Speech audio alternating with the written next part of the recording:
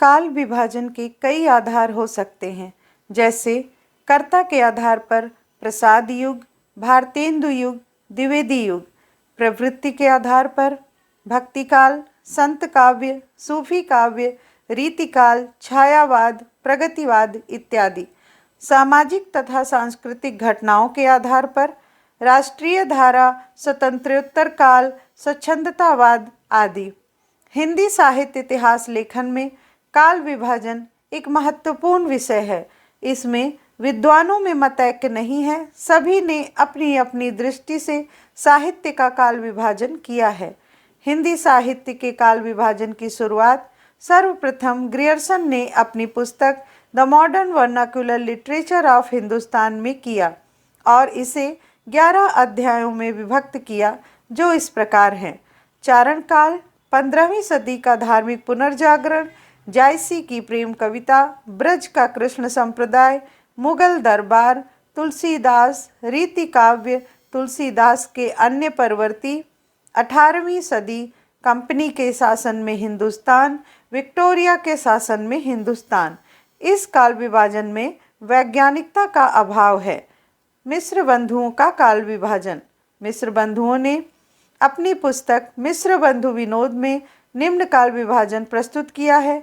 इन्होंने समस्त साहित्य को 5 भागों तथा 6 उपविभागों में बांटा। पहला आरंभिक काल, इसके 2 उपविभाग हैं।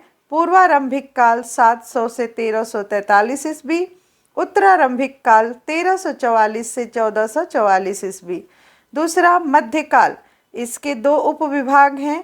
पूर्व मध्यकाल 1445 से 1560 ईस्वी, प्रौढ़ मध्यकाल 1561 से 1680 ईस्वी। तीसरा अलंकृत काल, इसके 2 उपविभाग हैं।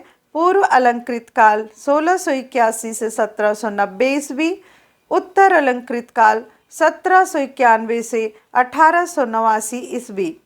चौथा है परिवर्तन काल, इसका समय 1890 से 1925 ईस्वी। पांचवा वर्तमान काल 1926 से आगे। आचार्य रामचंद्र शुक्ल द्वारा किया गया काल विभाजन इस प्रकार है। आचार्य शुक्ल ने हिंदी साहित्य के इतिहास को, संपूर्ण हिंदी साहित्य को 4 कालों में विभाजित किया है। पहला वीर गाथा काल, संवत 1050 से 1375 विक्रमी संवत। दूसरा भक्ति काल, संवत 1375 से 1700। तीसरा रीति काल, संवत 1700 से 1900 और चौथा गद्य काल, संवत 1900 से 1984। वस्तुतः शुक्ल जी ने अपने हिंदी साहित्य के इतिहास में दोहरे नामकरण करते हुए उसका प्रारूप कुछ इस प्रकार दिया है। आदिकाल को वीरगाथा काल, पूर्व मध्यकाल और भक्ति काल, उत्तर मध्यकाल और रीतिकाल, आधुनिक काल को गद्य काल। शुक्ल जी ने अपने ग्रंथ में वीरगाथा काल को 4 प्रकरण में बांटा, जो इस प्रकार हैं। प्रकरण 1 सामान्य परिचय, प्रकरण 2 अपभ्रंश काव्य, प्रकरण 3 देश भाषा काव्य, प्रकरण 4 फुटकल रचनाएं। भक्ति काल को 6 प्रकरण में बांटा है।